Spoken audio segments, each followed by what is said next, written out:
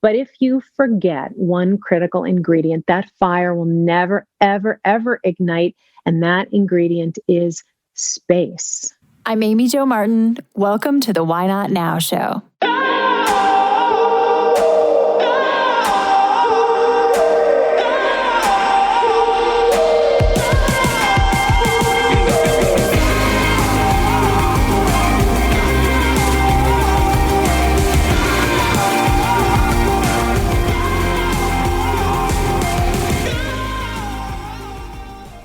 Juliet Funt is on the show today. She is a productivity wizard. And when I say that, I mean like a tactical, tangible. She shares the tips. She gets down into the tactics of how and what to do in order to create more space in your life, in your day. Juliet has done this for big companies, for individuals, entrepreneurs, and personally, I have implemented many of the things that I've learned from Juliet and even shared her wisdom with my own Renegade Collective community because it has been that effective. So when you look at your calendar, you look at your schedule on your computer, on your phone, one of the key takeaways that I learned from Juliet is that those blocks in our day, they're not supposed to touch each other, right? So if you have one color touching the next, that's an indicator that you're trying to do too much, right? You have to have that transition time, first of all. But she teaches you how to create those wedges between the blocks. That is one of 10 different things I've started implementing since listening and learning from Juliet. As a society, we've romanticized busy, and that's not a good thing. It really has started to catch up with us. We see the great resignation happening. We see people in complete burnout. Well, there's a lot we actually can do to undo the busyness. Julia is an ultimate voice of authority on this topic, and I'm so excited to share her with you today. Without further ado, here is Juliet Funt.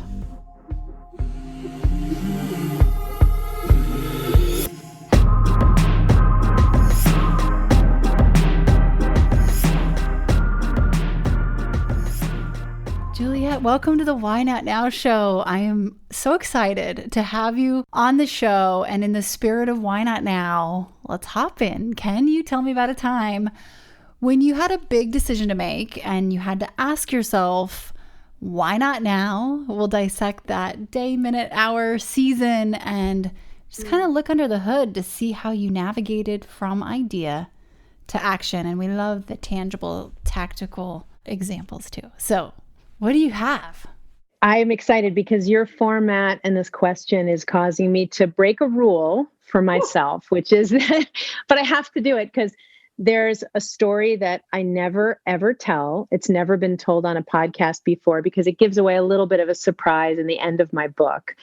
But it is absolutely, without question, my Why Not Now story. So I have no choice but to tell it today to you. And it was 2018 in August. We were just transitioning out of a school that my three boys went to. They're at the time 8, 10, and 12. And this school was a 60-year-old school called a humanistic school. It's called Play Mountain Place in Los Angeles. And for 60 years, they had been teaching this incredibly unique way, but also teaching parents to parent in an incredibly unique way. And that's where I learned to be a parent. And we grew up in this cocoony, hippie, yummy, sweet community where the kids were really free and all the adults talked to the children the same way. And we were very, very spoiled from this environment. So when the kids were ready to go to their next school, we got really stuck. And we started looking at schools that felt private ones were, the fancy ones were too intensely academic. They had too much pressure. They were stupid expensive. The charters and the magnets were more heartfelt, but a lot of them, we wanted to move from LA. And for a charter or magnet, you have to already reside in the city before you can apply. So there was really no way that we could make plans based on applying to charters and magnets in other cities. And we were just locked. Now you add two other layers of context. One is my husband and I are a really good team in a lot of ways, but we have a terrible asymmetry of He loves beachy hot, and I love mountain fireplace, snowy cozy. And so in finding this new city, our differences there were killing us. And so we had the school problem. We couldn't leave this fantasy school. We were disagreeing on potential locations. So meanwhile, though, there was this little whisper coming from friends and other conversations and some research that I had been doing about a concept called world schooling.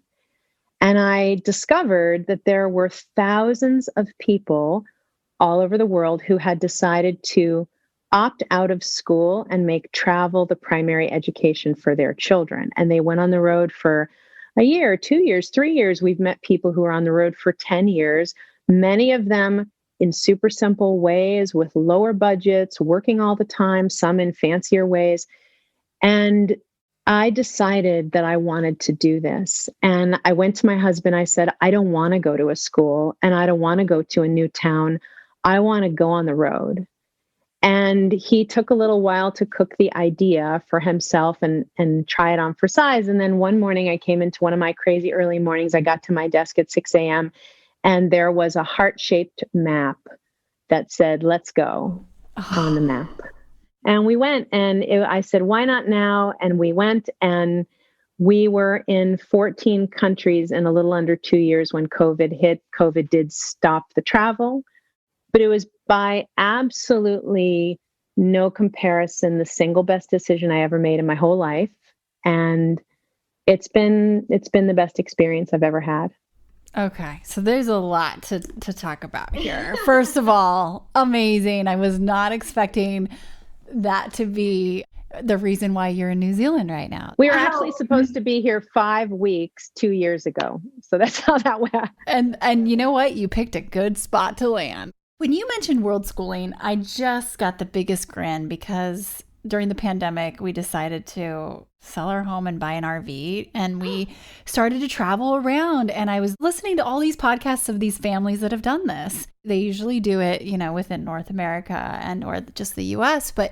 And I learned a little bit about world schooling, which was a concept that is fascinating. So I'd love to talk a little bit more about that in a second. But I hadn't really heard of it before. That sounds great and really romantic to a lot of people. And as someone, my husband and I lived on a boat for a while. Like we're game for anything. But with children, it does add a new little dynamic. The heart map was probably the first big green light in terms of the consensus, but most people don't actually put that into action. So when you knew that morning at 6 a.m. that, you got this kind of nod of I'm game from your partner, would you say that was the real green light, or did you kind of already know this was going to happen when you felt this in your heart? You're gonna find out a lot about my marriage in the next 3 sentences. But if you are a person who gets hooked to an idea and you have a lot of capacity, it's really hard not to see that idea alive in your head the minute you really taste it. And for me, that was this, as I saw it in my head, and the map was just his way of saying, unleash the Kraken, go and make it happen. And that's one thing that I'm really good at, is taking an idea and making it happen. And so he gave me permission by that buy-in. And then I just started, and I was immediately into action of dreaming of places and figuring out, we didn't do it in the way. There are people who sell their house and then they have a bucket of money and they don't work. We didn't. I ran the company working all the time in time zones where I had 1 a.m. calls, in time zones when I had 3 a.m. calls, on both sides of that, sleep. And we had to figure out, how was my team going to do this? How were we going to operate all of our business model, training and consulting and everything? The way that we meet people that turn into our clients is all through keynotes.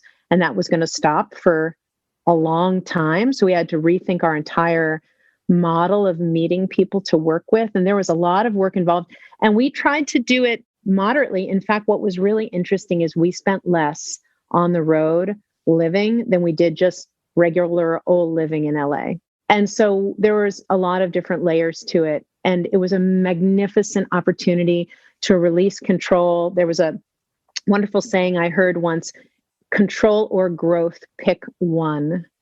and you get to do one of those two things. It was in my head when I sat my team down and said, you're going to do some of this without me. And boy, if you're an executive and you want to see what people are capable of, just get out of the way and move aside. And it was incredible. So there was growth in so many different areas, and we didn't even talk about the family yet. Whoa. Okay. So this is, it sounds like we're wired very similar, not only as individuals, but in our marriages. I wanted to get to what you do as well, within your career and your life work, because I think my guess is that you enable and a lot of what you do unlocks what I refer to as map freedom, right? It's just, it can, if it's, taken into a certain direction. But the logistics of having a family and doing this and the courage to actually take the first step, how much did you plan in advance? Because I imagine that's a shifting roadmap. Well, clearly with the pandemic, but yeah, you have to take the pandemic out of it to really get into the mindset of that moment. I talked to other world schoolers, and they said there is this dichotomy between the more you plan, the more secure you feel, but the more you plan, the more stuck you are in that plan. So if improvisation strikes, it's a little harder to go, we love this place. Let's stay for 2 more weeks, because you've already planned the lodging and you've already gotten the miles tickets. And so I just tried to ride that balance really mindfully of a little loose, a little tight, a little planned, a little not, miles tickets where I needed them and in advance, and cash reserves where I could be improvisational. And I was aware of that. My children, luckily, were 8, 10, and 12 at the time. If they had been where they are now, 11, 13, just turned 16, there would have been a lot more votes of other people that would have messed up my plan, but they were still at an age where they didn't really come to the table to vote on every transition. It was just me and my husband at that point. Gotcha. Ooh, can you say that again? The more you plan, the more you feel secure, did you say? You have solidity. You can have control and solidity, and you can have an expectation of the movie you're about to walk into when you have a plan. You can also save a lot of money because you can book things in advance and be a really frugal and smart shopper of travel and cars and Airbnbs and things like that. But you lose the muse of, oh my gosh, we just met this family from Israel and they're going to go to Krabi, Thailand for a week. And what if we just went with them? You can't do that if you're booked into the next place. So that was a balance the whole time. Still is a balance. Oh, I love this so much. Okay. So when I first became aware of you, you were doing a keynote for a friend, Jim Quick, who's been on this podcast, as has Shannon Lee, Bruce Lee's daughter, who's a friend who's been on the podcast a couple times as well. And I remember sitting in my seat and saying, oh, she's got it figured out. I need this. I think everybody does, right? And that must have been maybe, 2015-ish, I'm guessing. And can you tell us about what you unlock for people and corporations and what that secret sauce magic that I felt sitting there? Can you add some context and articulate what you do? Sure. So on the business card is we run a training and consulting company that helps other companies to reduce busyness, find more time for thoughtfulness, and make work more sane, humane, effective, and thoughtful. And that's really our mission in the world. But to understand why I do what I do and the underbelly of it, you have to understand the foundational metaphor of our work and also of the book. If you've cracked the book, it's the opening story of the book, which is the metaphor of building a fire. I grew up in Manhattan, so I never really learned this as a kid, but somebody taught me. And what they taught me was that the materials of the fire are really important and that they should be in layers. You should have something dry and crumbly, newspaper or pine needles. You should have something like pine cones or fire starter to really ignite. And then ideally, you have different kinds of wood. I didn't know that softwood is to catch quick and hardwood is to burn long. And you can do all these things right. But if you forget one critical ingredient, that fire will never, ever, ever ignite. And that ingredient is space. It is the space between combustibles that makes them ignite. And that oxygenating room is what we do not have in the world of work. And we did not have it before COVID, and we terrifyingly have less of it now than we even did before. The room, the space to not only recover and breathe, but also to think, to be strategic, to let an idea, that little spark of an idea, begin to become a blaze. We don't have room for any of that. We are in seamlessly connected, jammed activity from 7 a.m. to 7 p.m. And so the work that we do through training, consulting, writing, et cetera, is all to re-oxygenate human beings at work so they can finally have a breath and then let the spark that is within each and every one of them ignite. In A Minute to Think, your book, let's talk a little tactically in terms of what are some of the first suggestions you have for people who, we know there's the great resignation happening right now. People are burnt out or in survival mode. We hear of the feedback as well. What is the very first thing a company should do and the very first thing an individual should do in this tsunami? Yes. And I'm so glad you separated individual and company because they are different. Mm-hmm. Here's the good news and the bad news of where we are. The bad news is that burnout is officially at 52% of human beings saying, I raise my hand, I call myself burnt out. The workday has expanded by 2.5 hours. The Zoomaholic 7 a.m. to 7 p.m. new thing is not going to break itself on its own. We're going to have to dismantle it purposefully. And that is all going to be pretty hard. But the beautiful news is that this window of redesign opportunity has been opened because everything is broken. So when we put it back together, we have an opportunity to look at the things that have driven us crazy about work for decades, and we can rewrite them right now. And we have to do it right now. There's this window, and then there's going to be this point where the amber cools again, and we're stuck like that mosquito for the next however many gajillion years. So we have to do it right now. We have to think deeply and passionately and proactively about how should work be, and then we change those things right now. So that's kind of the good news and the bad news of where we are. And that makes sense. It's like this window of opportunity to re-envision and reset and rebuild in a different way. For an individual who's in constant rush, running off adrenaline, lacking the sleep, throwing their hands in the air and saying, hey, I'm done. I'm one of the individuals that everybody's writing about, and I don't have a place to go, but I don't care. I've saved and I'm good. Who is right there, maybe hasn't made that call yet. Is there advice that you have for them to maybe, before they make the jump, see if there's like 100% accountability portion, because it's not just a one-way street. There's many factors involved, but on their end, are there things they can do? Yes, a million. So let's go as fast as I can. So here's a place that we're heading to, and then I'll go back to start from the beginning. It is very easy to blame the corporate mothership for everything. And if you work in a company where you don't control a lot, you can kind of throw up your hands and say, I have no choice but to quit because my environment is toxic. And sometimes that's true. And sometimes leadership doesn't get it and you should go away.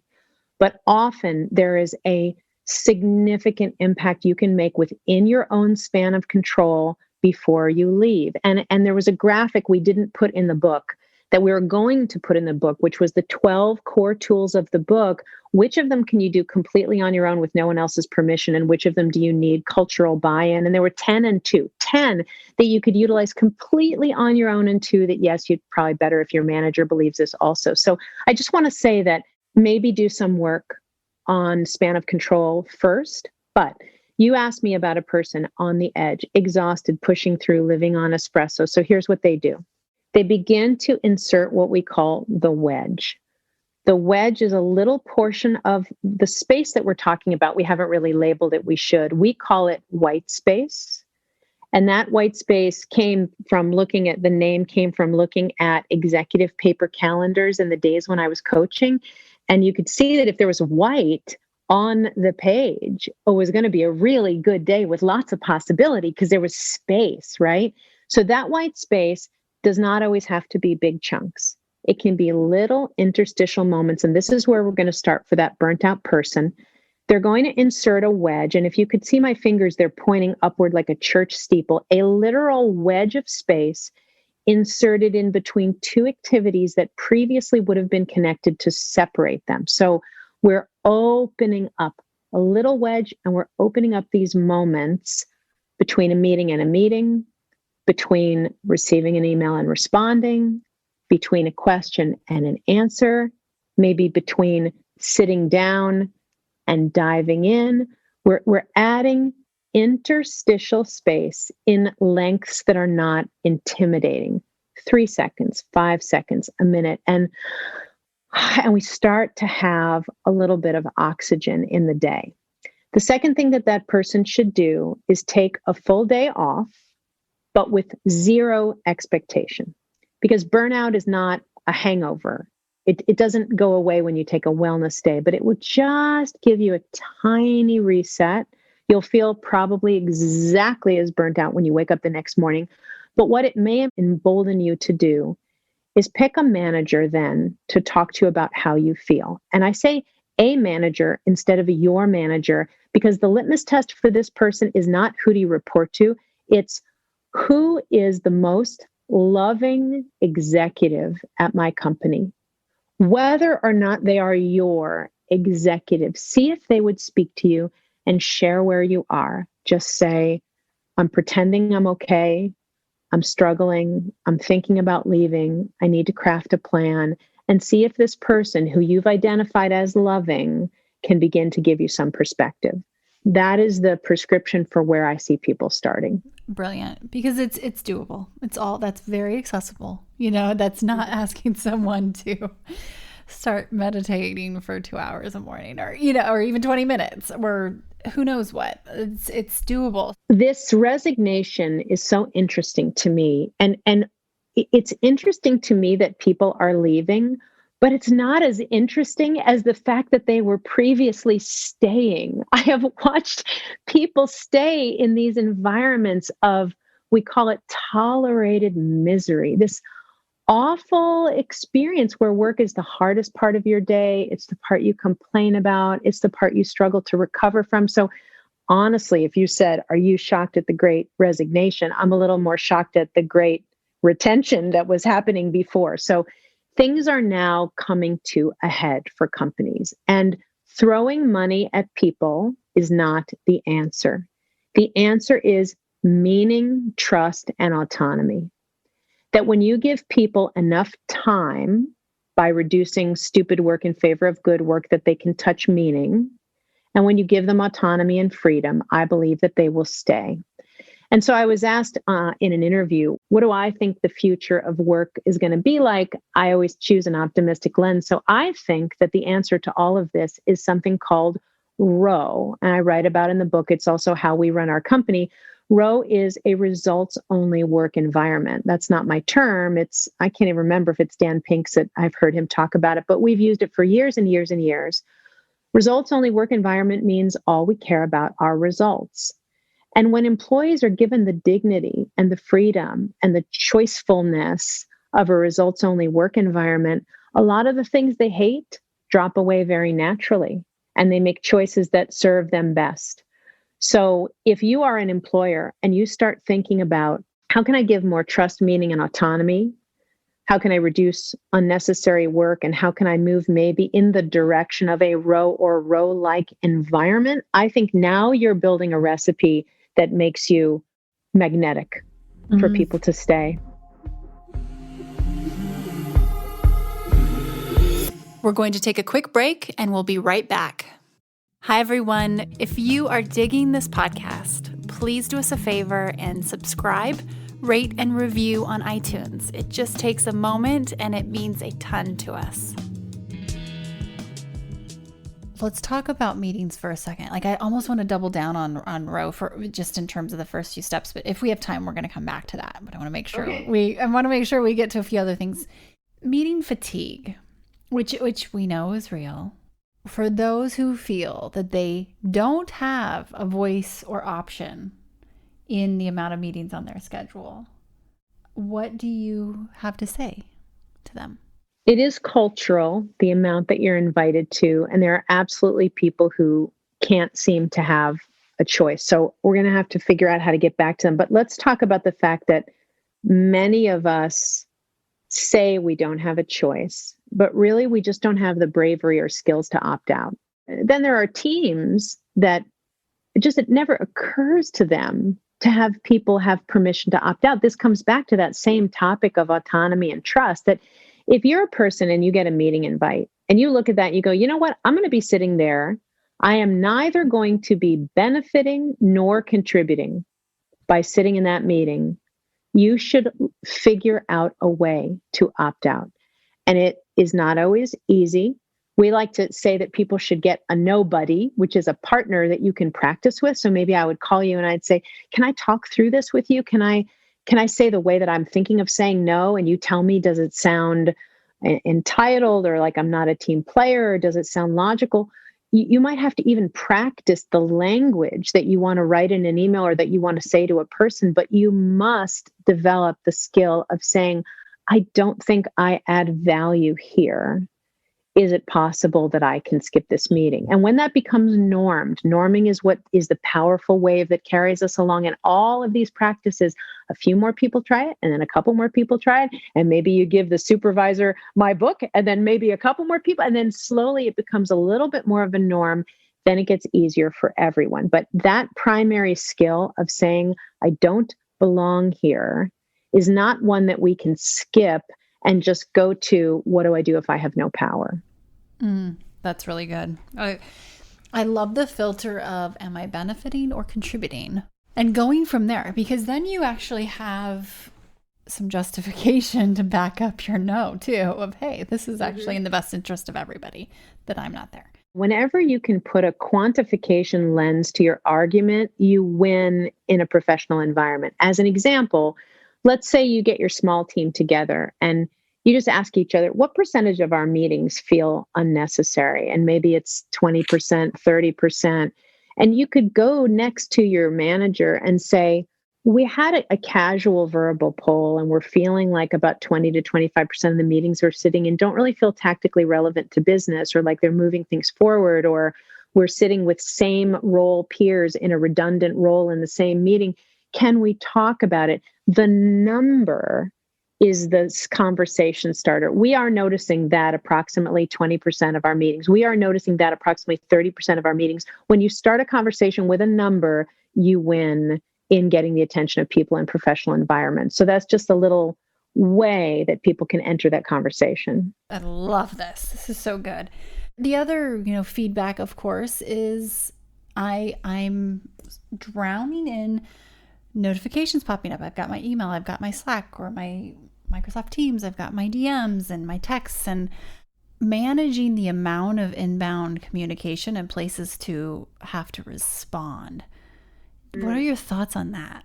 I have in my head this one last thing I was going to say about meetings. I was building up to the primary rule for immediate relief. Remember, we talked about those little wedges. Is if you use the wedge on your calendar, what it looks like is you say to yourself, never let the colors touch.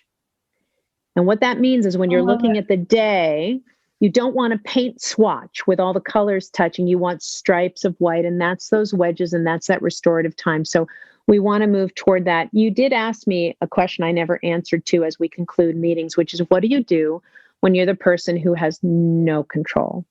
You're too junior to opt out. You're too junior to reconfigure your meetings so the colors aren't touching. You're just in that 7 a.m. to 7 p.m. pain as much as you can, as much of the day as they put you in. It's a pretty powerless position, and I don't want to pretend that there is an easy exit there, but I would go back to that idea of find one manager, find one person that feels approachable, even if they're not your manager, and talk to them about that. And I just think that those two pieces put the button on meetings in a way that's important before we move to email. That's good. I love the never let the colors touch.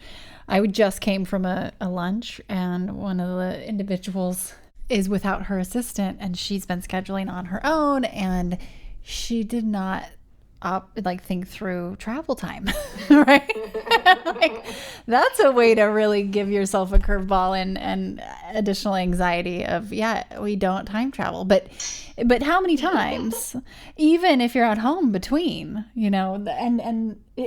before we button up meetings, do you have any best practices for running an effective meeting? Time, amount of people, agenda, any of that? Yeah, 90% of the effective meeting begins before the meeting. So that slice of white that I just described to you, let's say it's 10 minutes, it is for a very specific purpose. I would say there's 3 components. You look backward. That means you look at the meeting that just finished. Do you enter a note? Do you get organized? Do you get something out of your brain? Or do you maybe just say, how did that go? Then you look within. Now we're in the middle of our slice of white. I'm a human being. Should I close my eyes for 30 seconds? Am I hungry? Do I need a bio break? I need to refresh myself. And then you look forward to the next meeting. What exactly do I want out of this meeting? What do I need to prepare and have in front of me? What aspect of myself do I want to bring? This is so important if you're in a sales role or any kind of role where you're persuading. Who am I showing up to this meeting? When you do those things before the ding and you dial in, you're already fueled to be incredibly effective during that meeting.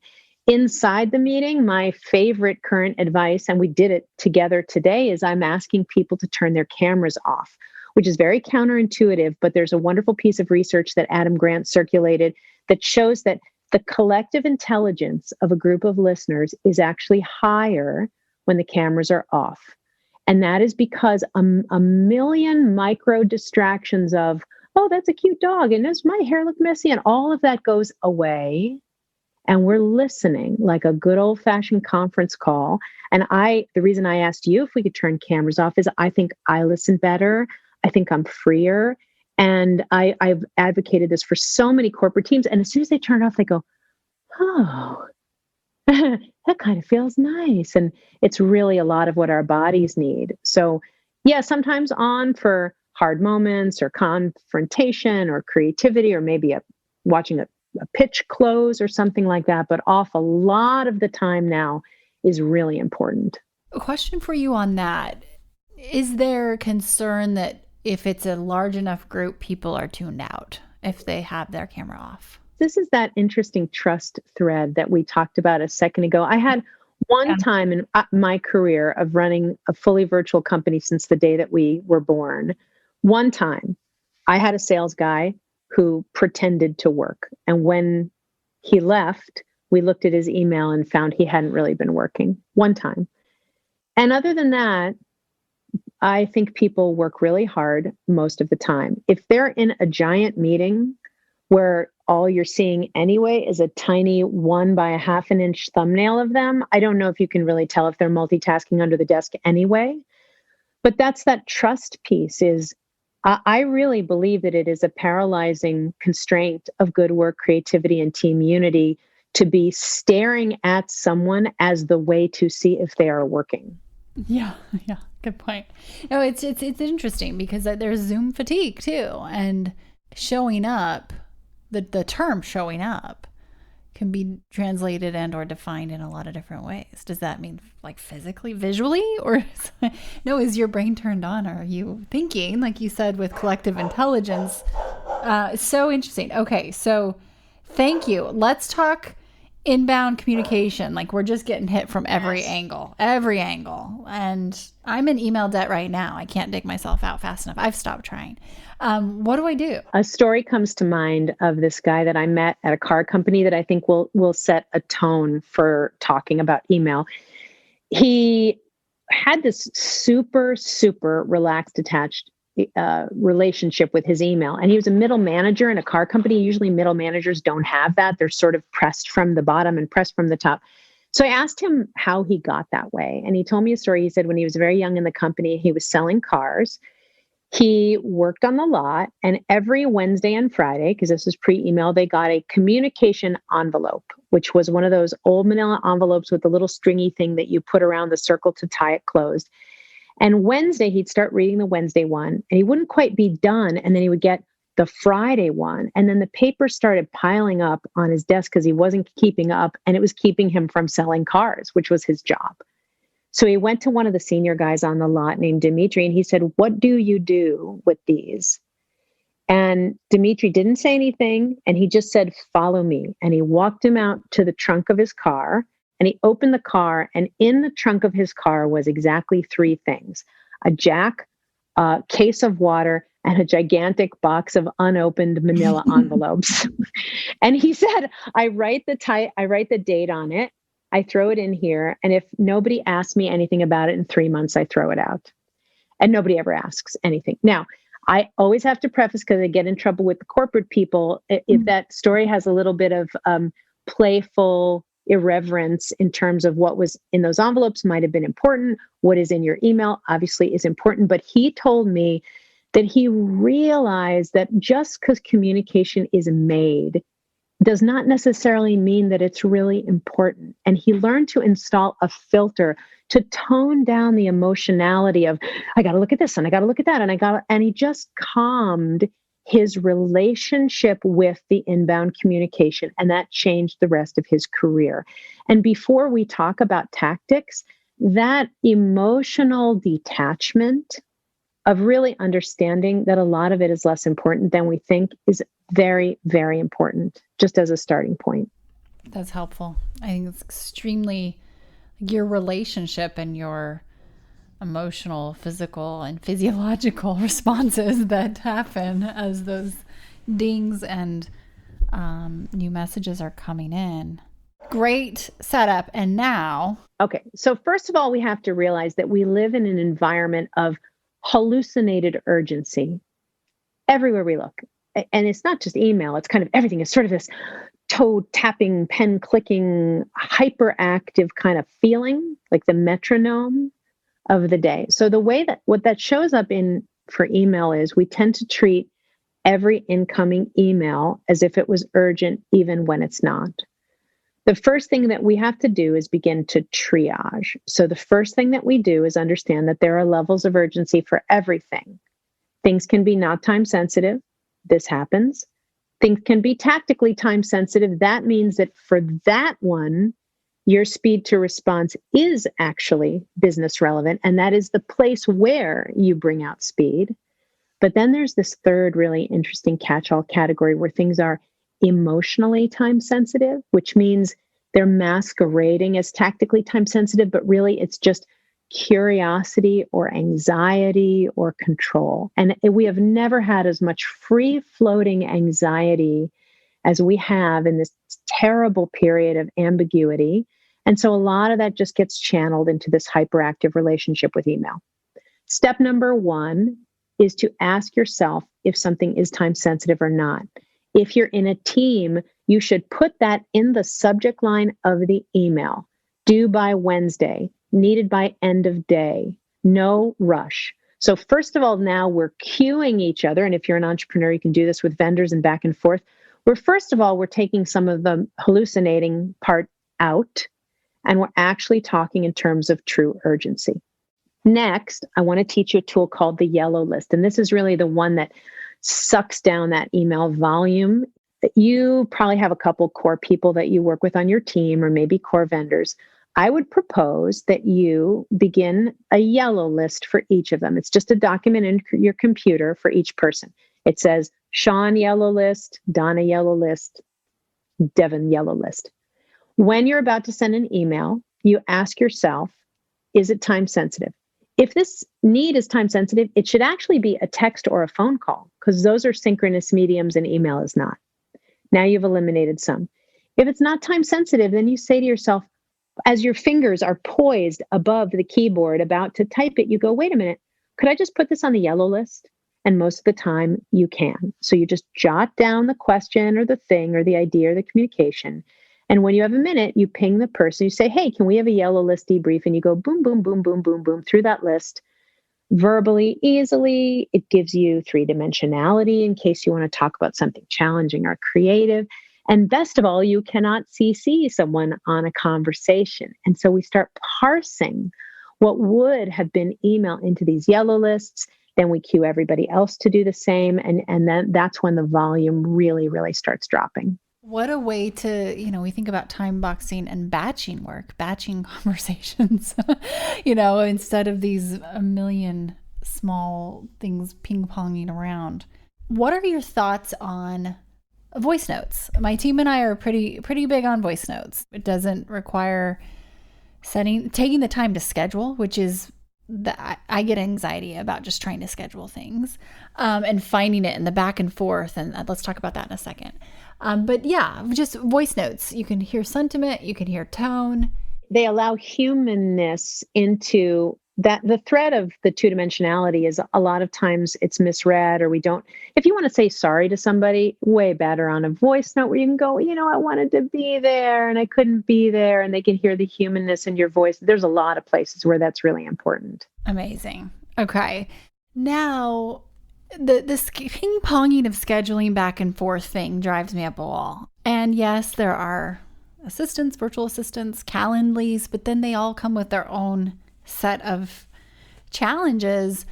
What are some of the best practices around finding a time to connect? Well, I'm wondering, I have a brilliant person who does that for me. And so I think I'm a little divorced, maybe, if I think about it from the pain of that. Mm-hmm. The challenges around finding time to connect, though, I think are currently stemming from that we think we need a pre-planned meeting for everything. And we're so afraid of ad hoc that we schedule and schedule and schedule. So, if I love the phone, I love the good old fashioned phone. If I see a phone number on a meeting invite, my face lights up. But if I pick up a phone, let's say I had an idea for you, or maybe I wanted to invite you somewhere, I would usually, as a very 3D type person, want to hear your voice if I could. So I might go, I'm just going to call her. And now that feels like the most egregious affront to your privacy to just pick up a phone without having scheduled and just call you. But I would like to rent a hippie bus and travel the country on Bring Back the Phone tour, because I love the feeling when the phone rings and it's somebody that I didn't expect. And I think if we could embrace a little bit more of this permission to be ad hoc, maybe we wouldn't need to schedule so much in the first place. And so then we wouldn't be trying to fit the square peg of too many meetings in the round hole of these apps. I think, Jen, with my first company, I noticed people wouldn't pick up the phone. It just wasn't, especially some of the younger individuals on the team, they just weren't used to picking up the phone and calling the client or calling the partner. And it became a challenge. Everything was either text or email. Are you seeing that in terms of just a generational thing? Yes, absolutely. The language that we use around it, you've heard me kind of sort of mention it, is there's 2-dimensional content and 3-dimensional content. There are also 2-dimensional mediums and 3-dimensional mediums. And where people get in trouble is they mix and match. So if you have 2D content, which is simple or fact-driven, basic information, it belongs in a 2D medium. That's email, text, chat. It's really simple, doesn't have a lot of nuance. If you have 3D content, you want to have it create an innovation. You want to fire someone. You want to ask a really difficult question. You want to ask for a raise. That's 3-dimensional. It's challenging. It has nuance. That goes in a 3D medium, phone call, face-to-face. If you mix and match them, you shove 2D content into a 3D medium. Now that's when we're sitting in a meeting and we're just listening to report outs that could have been sent in an attachment. And if you put 3D content into a 2D medium, that's when you get those 40 thread long email chains, because people are trying to work something out that's 3-dimensional in a 2-dimensional place. So that language is actually very, very clarifying for people. You can start in on an email thread and somebody who knows it will say, I'm sorry, 3D. And oh, yep, we realize we're in the wrong medium for the message. So that's a very clarifying place where you'll need less meetings to begin with, because you'll know what belongs in 2D. I love it. Just knowing how to work in different scenarios as a team that aligns and agrees upon the best practice. What question, just to wrap us up here, what question am I not asking that I should be, given this incredible situation and window of opportunity to redesign and rebuild differently. What's on your mind the most right now? I'm really worried about hybrid, to be honest with you. I'm really worried that the empathy needed is missing because busy leaders are doing their best, but they're buried in stuff they have to be doing. And they're deciding this hybrid thing without really, really stepping into the shoes of humans. There's a wonderful comedy video going around that's kind of about this, but they used to work in the office. They were comfortable. Then we put them at home. They had to go home. We didn't put them. They had to go home. They were uncomfortable. Then they became comfortable. Now, hybrid is, I don't pack up your stuff this day, put it back on this desk, put it on that desk. If hybrid is by choice, again, that autonomy, results only work environment, and you're saying to people, work where you feel like it, that's one thing. But if hybrid is assigned, you will be in the office Monday, Wednesday, Friday, you'll be home Tuesday, Thursday. I'm deeply concerned that just is going to break people who have used up all their change coupons at this point and have no more flexibility left to be resilient. I think we're going to lose more people. I think more people are going to become demotivated because of that. So I think that's probably the topic we haven't touched. Any thoughts on solutions and how we can start experimenting with an innovative approach? Yes, let people choose. Let adults choose. Let grown-ups say, I would like to work here or there on these days and that days, and then work your real estate problems around it. Gotcha, yeah. Ask people first instead of assigning. It's interesting because it does turn into a real estate driven, budget line item that if people get to decide, yes, you can, or you don't have to, it's hard to plan for that. You've got all this open space, but do you need them to decide with finality and you're either at home or you're at work? It's the gray that I think makes it tricky with the real estate. It's a real concern. You can't plan for desk space or hoteling space if you don't know how many people. But it's the angle from which the problem is solved. One angle is, I am an authority figure and I'm going to do research and ask consultants to tell me where you should sit, and I'll tell you. And the other angle is, I'm going to get you to tell me where you would like to sit, and I'll figure it out. Mm-hmm. And if I'm not saying to allow employees to improvisationally choose every single day an unpredictable schedule, but make them commit for 6 months or a year or 3 months and say, tell us what you like. Let's poll everybody and figure out how many desks we need and how many home office setup budgets we need. And then let's find something that caters to the need of the person. The needs of the person are screaming, high performers and high achievers, and the talent that we want is screaming, this is time for me to get what I need. Or they're leaving. That's where we started with this. Yeah. Oh, I love that. I love that solution because it's manageable. Like, that's possible. That really is. Yeah. It's not a wish and a hope. Wow. I could continue on and on. I love how you get into the literal, Juliet. You're like, you've got the answers. You're bringing them. And everyone needs your book. I appreciate you. And I feel like I can say, hey, I knew her when, because it was like white space even 10 years ago. Maybe it wasn't 10. I'm exaggerating, but it's amazing how you've seen this coming, and it just continues to become more and more of a huge thing. So thank you for your time and your energy and the work you're doing. Thank you. Yeah, absolutely. And sharing your wisdom with us today. It was great. It was a really fun conversation.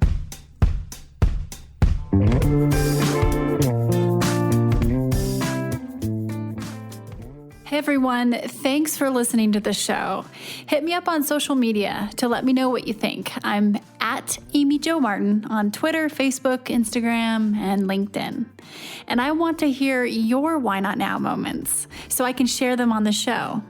Just send me a note to whynotnow@amyjomartin.com. For show notes and other offers, you can visit amyjomartin.com/why not now.